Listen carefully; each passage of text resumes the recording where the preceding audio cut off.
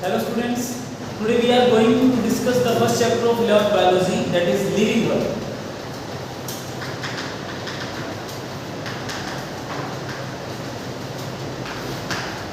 So देखो आपकी 11th की बायोलॉजी के अंदर जो आपकी सबसे फर्स्ट यूनिट है वो है बायोडाइवर्सिटी, जिसका फर्स्ट चैप्टर है आपका लिविंग वर्ल्ड। इस चैप्टर में बेसिकली आपको पढ़ना क्या होता है, इस चैप्टर में हमें मेनली जिस चीज के ऊपर फोकस रखना है वो है living organisms.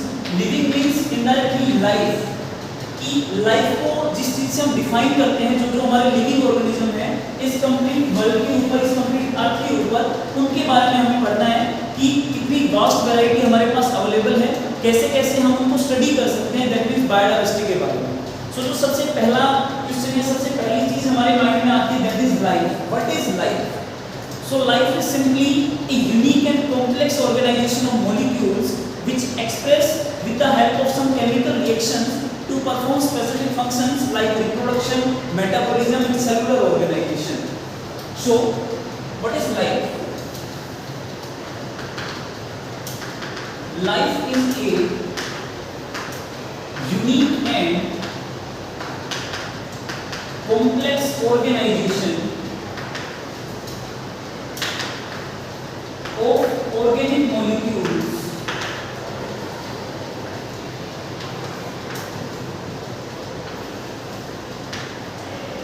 which express itself through chemical reactions.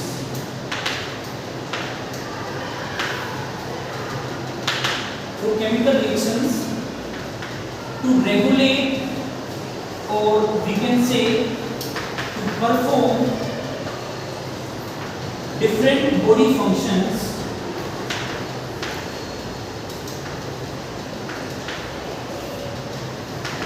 like growth,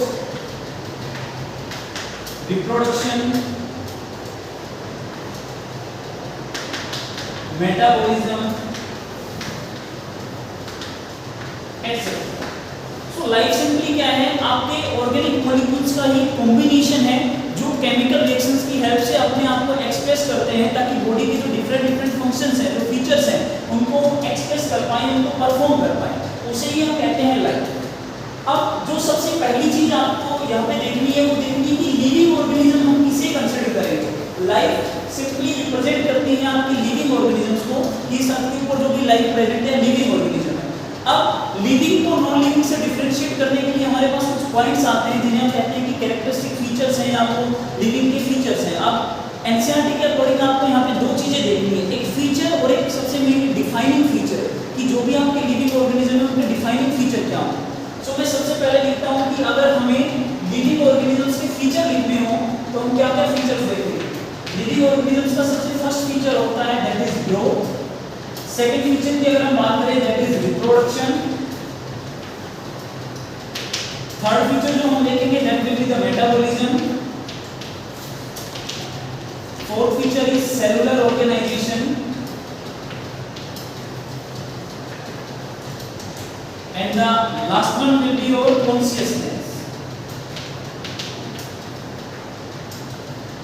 ये जो पांच आपने यहाँ पे देखे हैं सारे के सारे फीचर।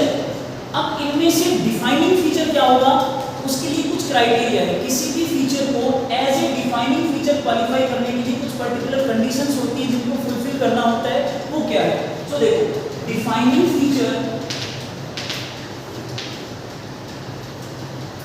हम उन फीचर्स को कहते हैं जो सभी लिविंग ऑर्गेनिज्म में प्रेजेंट हो और साथ में नॉन लिविंग के अंदर वो फीचर्स क्या होने चाहिए, एब्सेंट होने चाहिए।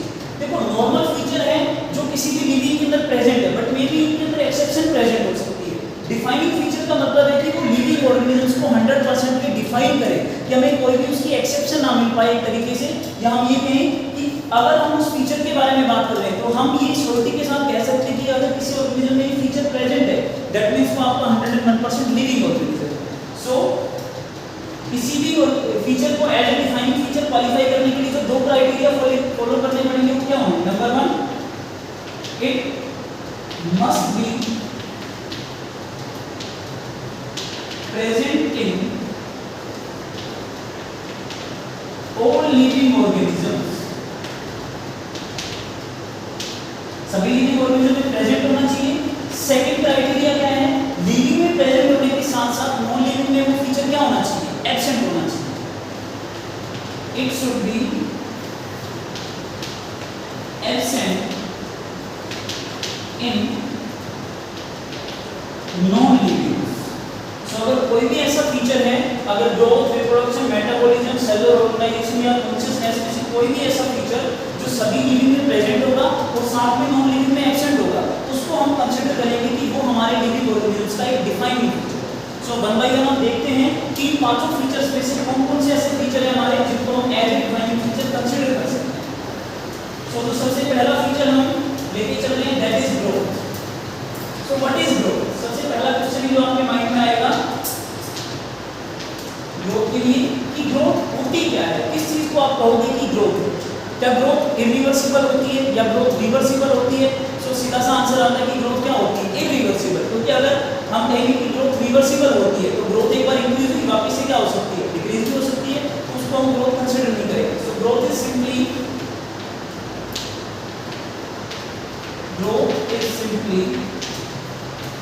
any irreversible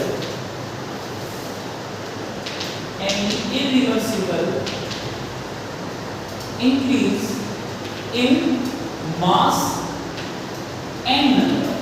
that means जो आपकी ग्रोथ है वो इरिवर्सिबल इंक्रीज है, बट टू एस्पेक्ट्स में है, ग्रोथ मास में भी हो सकती है, ग्रोथ किसमें हो सकती है, नंबर में भी हो सकती है। या हम डिफरेंट वे से ये कह सकते हैं कि हमारी ग्रोथ के टू कैरेक्टरिस्टिक्स हैं, तीन कैरेक्टरिस्टिक्स हैं कि इंक्रीज इन मास भी एक ग्रोथ है और इंक्रीज इन नंबर भी एक ग्रोथ है।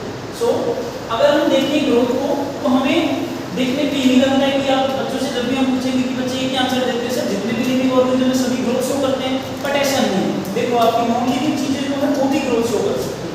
सो अगर मैं ग्रोथ की बात करूं तो ग्रोथ आपकी मास में भी हो सकती है और ग्रोथ किसमें हो सकती है, आपकी नंबर में भी हो सकती है।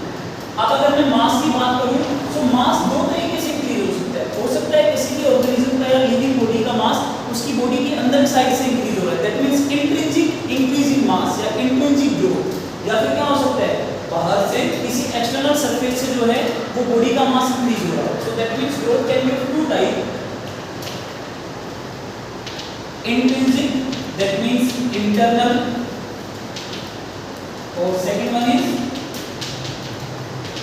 extrinsic that means external। अब देखो ये जो इंट्रिंसिक ग्रोथ आपकी प्रेजेंट होती है ये मेनली मिलती है आपको लिविंग ऑर्गेनिज्म में। जितने भी आपके लिविंग ऑर्गेनिज्म है, आप ह्यूमन बीइंग का एग्जांपल ले सकते हो, आपकी बॉडी का जितना भी मास इंक्रीज होता है वो हमेशा बॉडी के अंदर से इंक्रीज होता है, कभी भी आपकी बॉडी में बाहर से एक्सटर्नल किसी भी सोर्स से मास इंक्रीज नहीं होता है, ग्रोथ नहीं होती है। सो ये एक्सटर्नल ग्रोथ फिर किसमें मिलेगी आपको, एक्सटर्नल ग्रोथ आपको मेनली मिलती है नॉन लिविंग थिंग्स के अंदर। देखो इंट्रिंसिक मेनली किसमें मिली आपको, लिविंग के अंदर, और एक्सट्रिंसिक किसमें मिलेगी आपको, नॉन लिविंग के अंदर। एक एग्जांपल से हम देखते हैं, बच्चे पूछेंगे सर एक्सट्रिंसिक बाहर से कैसे ग्रोथ हो सकती है, सैंड ड्यून्स का एग्जांपल लेते हैं। मिट्टी का ये टीला है आपके पास, ये सैंड ड्यून्स है आपके, किसी भी एक्सटर्नल सोर्स से हो सकता है, स्ट्रॉम आ गया, आंधी आ गई, जो भी कुछ हुआ, एयर की वजह से यहाँ पे बहुत ज्यादा मिट्टी डिपॉजिट हो गई इसके ऊपर। सो हमने क्या देखा कि इनिशियल टाइम पे इसकी हाइट इतनी हाइट, बट डिपोजिशन होने के बाद जब आप चेक करोगे तो इसकी हाइट कितनी होगी, ऊपर चलेगी।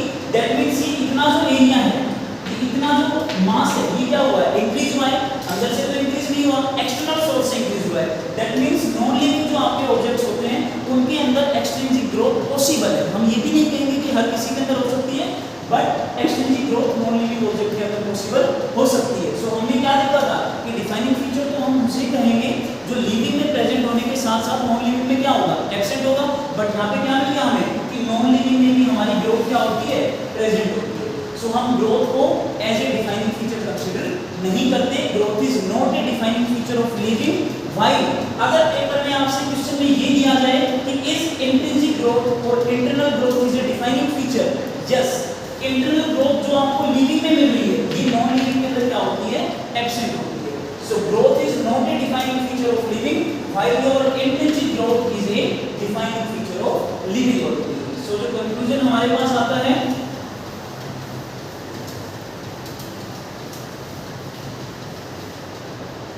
ग्रोथ का कंक्लूजन जो हमारे पास आता है वो ये है, growth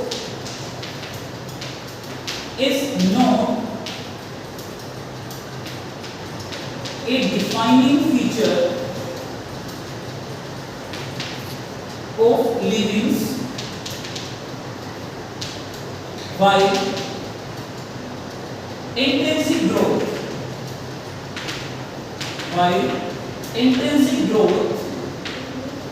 is a defining property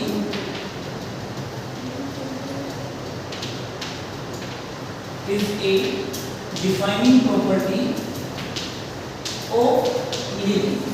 सो जो हमारा फर्स्ट फीचर था ग्रोथ, वो as a defining feature fail हो गया। Growth is not a defining feature, केवल इंट्रिंसिक ग्रोथ जो है वो क्या है हमारी डिफाइनिंग ग्रोथ। अब हम मूव करते हैं सेकंड फीचर के ऊपर। सेकंड फीचर है हमारा रिप्रोडक्शन।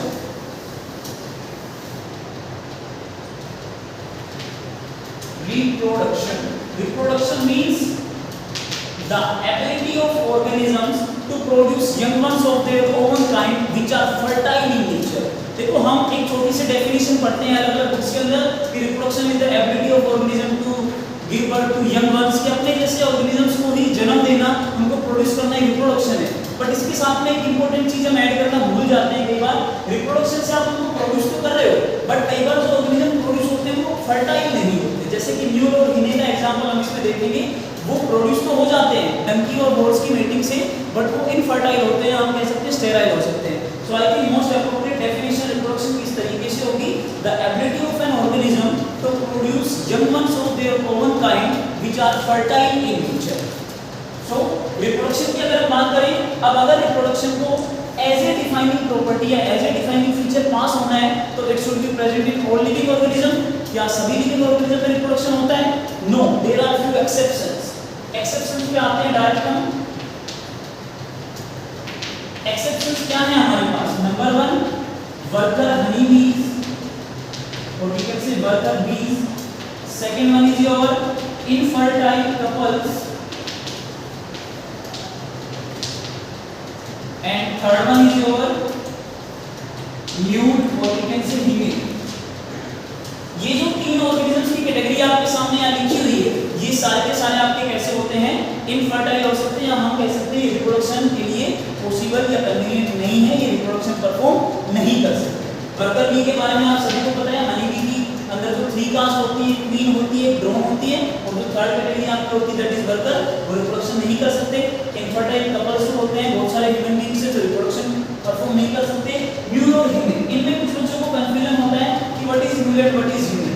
एक्चुअल में म्यूल और हिने जो है आपके, वो डंकी और हॉर्स की मेटिंग से प्रोड्यूस होते हैं। अगर मैं बात करूं म्यूल, सो म्यूल आपका प्रोड्यूस होता है male donkey plus female horse की मेटिंग से। अगर हम इन दोनों की क्रॉसिंग करा देते हैं, और हिने आपकी प्रोड्यूस होती है जब हम फीमेल डंकी की क्रॉसिंग मेल हॉर्स से करते हैं। बट ये म्यूल और हिने दोनों के दोनों कैसे होते हैं आपके? स्टेराइल, मतलब नियर फ्यूचर में फर्दर ये अपनी प्रोजेनी को प्रोड्यूस नहीं कर सकते। सो हमने क्या देखा? रिप्रोडक्शन के अंदर एक्सेप्शन आ गई, दैट मींस सारे के सारे लिविंग ऑर्गेनिजम्स के अंदर रिप्रोडक्शन प्रेजेंट नहीं है, and reproduction is also not a defining property of living organisms. So हमने अब तक जितने भी डिफाइनिंग प्रॉपर्टी फीचर्स डिस्कस किए हैं लिविंग के, ग्रोथ एंड रिप्रोडक्शन, दोनों के दोनों क्या हैं? फेल हो गए हैं एज ए डिफाइनिंग। एक एक्सेप्शन पॉइंट जो आपको याद रखना है, इंपॉर्टेंट पॉइंट है, आप नोट डाल के लिख सकते हो नीट के लिए। जितने भी आपके यूनिसेलुलर ऑर्गेनिजम्स होते हैं, उनके रेस्पेक्ट में ग्रोथ और रिप्रोडक्शन दोनों के दोनों फिनोमेना सेम होते हैं। कैसे? इन unicellular organisms both growth and reproduction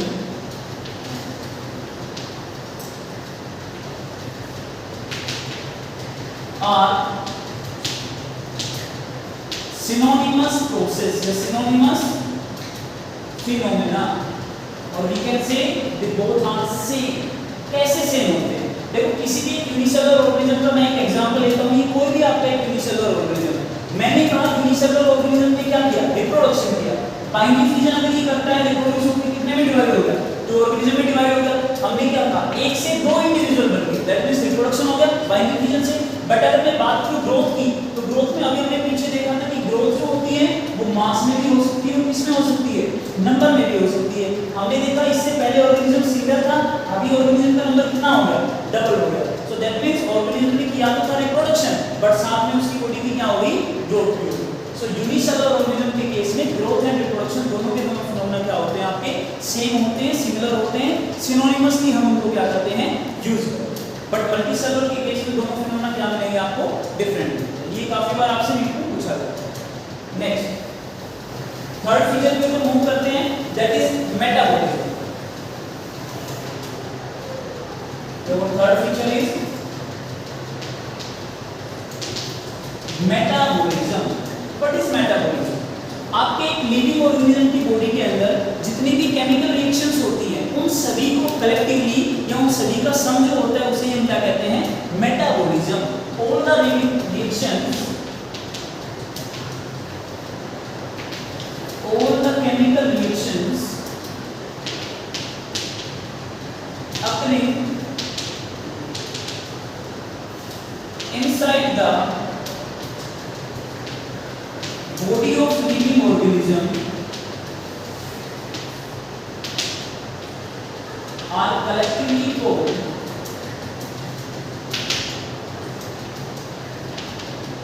metabolism। Collectively क्या कहते हैं, हम मेटाबॉलिज्म कहते हैं। दूसरे टर्म में आप डिफाइन कर सकते हो the sum total of the reactions occurring inside a living body are called metabolism. अब अगर हम मेटाबॉलिज्म की बात करें तो मेटाबॉलिज्म आपका टू टाइप का होता है। First one is your anabolism and second one is your catabolism.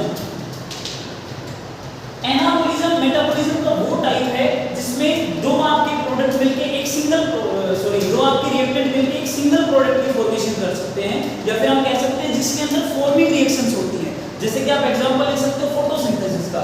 हम देखते हैं कि CO2 और वाटर आपकी कंबाइन होकर क्या बनाते हैं, ग्लूकोज। जब भी किसी चीज की फॉर्मेशन होती है तो इस टाइप की जो केमिकल रिएक्शंस हैं जिन्हें हम मेटाबॉलिज्म में कंसीडर कर रहे हैं वो होता है हमारा anabolism, that means forming reactions. Forming reactions और we can say fusion reaction जो हमारी होती है। एग्जांपल आप यहां पे लिख सकते हो photosynthesis.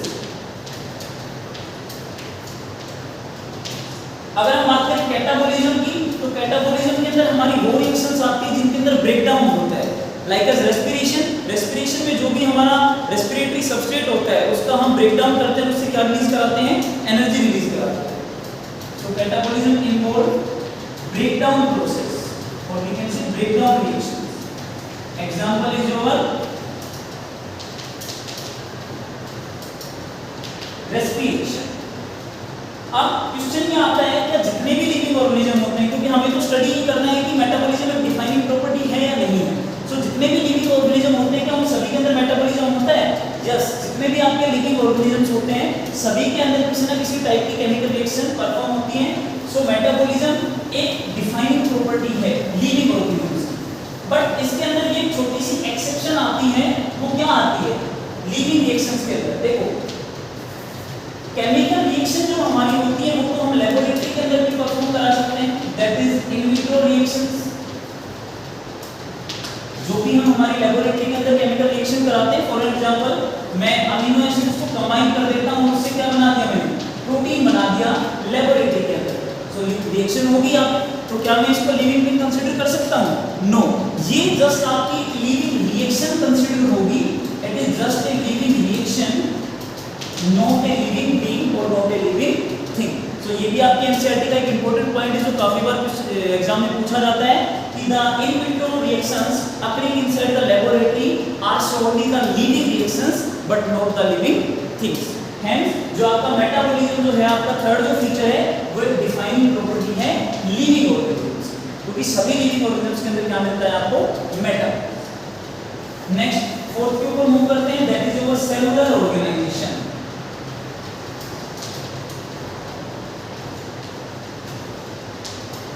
Cellular organisation that means आपके जितने भी लिविंग ऑर्गेनिज्म है वो किससे बने होंगे? मिलके सेल से मिलके बने होंगे। देखो हम पढ़ते हैं सेल के अंदर कि cell is the smallest unit of living organisms, कि जितने भी आपकी लिविंग फॉर्म्स इस अर्थ के ऊपर सर्वाइव करते हैं सभी में क्या मिलता है आपको? सेल होती है जो सबसे छोटी यूनिट है। यूनिसेलुलर ऑर्गेनिज्म भी हो सकते हैं आपके पास, मल्टी सेलुलर भी हो सकते हैं। सेल कंबाइन होकर बनाती है टिश्यू, टिश्यू के ग्रुप को को हम कहते हैं ऑर्गन, और उनके ग्रुप को ऑर्गन सिस्टम, और फाइनली क्या बनती है हमारी बॉडी बनती है in case of multicellular organism. So जितने भी लिविंग ऑर्गेनिज्म है सभी किससे मिलके बने हैं? सेल से मिलके बने हैं। Hence cellular organization is also your defining property of living organisms. Now जो आपकी लास्ट प्रॉपर्टी, लास्ट जो आपका फीचर है that is consciousness. सबसे इंपॉर्टेंट फीचर है आपके लिविंग ऑर्गेनिजम्स का। What is consciousness? कॉन्शियसनेस का सिंपल मतलब होता है सराउंडिंग के लिए अवेयर होना। आपकी सराउंडिंग में जितने भी चेंजेस हो रहे हैं उनके अगेंस्ट आप एक रिस्पॉन्स जनरेट करो, उनके अगेंस्ट आप अवेयर हो, और जो भी आपको स्टिमुलस मिल रही है उसके अकॉर्डिंग आप क्या जनरेट कर रहे हो? एक particular response. So consciousness is what? Awareness towards surrounding, or awareness towards surrounding changes and to produce response towards stimulus. आपके लिविंग ऑर्गेनिजम्स की वो प्रॉपर्टी जिससे वो एनवायरनमेंट में होने वाले चेंजेस के अगेंस्ट अवेयर होते हैं, उनको सेंस करते हैं, और जो भी स्टिमुलस उन्हें मिलती है उसके अगेंस्ट वो क्या जनरेट करते हैं? रिस्पॉन्स जनरेट करते हैं। उसी प्रॉपर्टी को क्या कहते हैं हम? कॉन्शियसनेस। अब कॉन्शियसनेस आपके हर लिविंग ऑर्गेनिज्म में मिलती है। जितने भी आपके लिविंग ऑर्गेनिज्म इस अर्थ के ऊपर प्रेजेंट है सभी क्या शो करते हैं? आपके कॉन्शियसनेस शो करते हैं। जैसे फॉर एन एग्जांपल, अगर मैं एग्जांपल लेता हूं प्लांट का, तो बच्चे कहते हैं प्लांट्स में कॉन्शियसनेस कैसे मिलेगी? आप सभी ने एक एग्जांपल सुना होगा छुई हुई प्लांट का, mimosa पुरिका, touch me not plant. जैसे ही हम उस प्लांट की लीफ को टच करते हैं उसकी लीफ क्लोज हो जाती है। दैट मींस उसको एक्सटर्नल एनवायरनमेंट से क्या मिला? रिस्पांस मिला, टच की स्टिमुलस मिली उसको। जैसे ही टच की स्टिमुलस को उसने रिसीव किया उसकी लीफ क्या होगी? क्लोज। सो जो लीफ की क्लोजिंग है वो आपकी प्लांट का क्या है? एक रिस्पांस है towards the stimulus of touch. तो प्लांट के अंदर भी आपको कॉन्शियसनेस मिलती है और एनिमल्स के अंदर भी। दैट मींस जितने भी लिविंग ऑर्गेनिज्म सभी के अंदर क्या मिलेगी आपको? कॉन्शियसनेस की property. And consciousness is also a defining property of living organisms. अब नीट के अंदर तो यहाँ से एक क्वेश्चन पूछ लिया जाता है आपसे कई बार, दैट इज सेल्फ कॉन्शियसनेस, जिसको बच्चे भूल जाते हैं पढ़ना। सेल्फ कॉन्शियसनेस डिफाइनिंग प्रॉपर्टी आपकी कॉन्शियसनेस है, तो एक और वर्ड आता है सेल्फ कॉन्शियसनेस, खुद के बारे में अवेयर होना। ये एक आपकी ऐसी प्रॉपर्टी है जो केवल किसके अंदर मिलेगी आपको? ह्यूमंस के अंदर मिलती है। इसमें मिलती है ह्यूमन बीइंग्स के अंदर।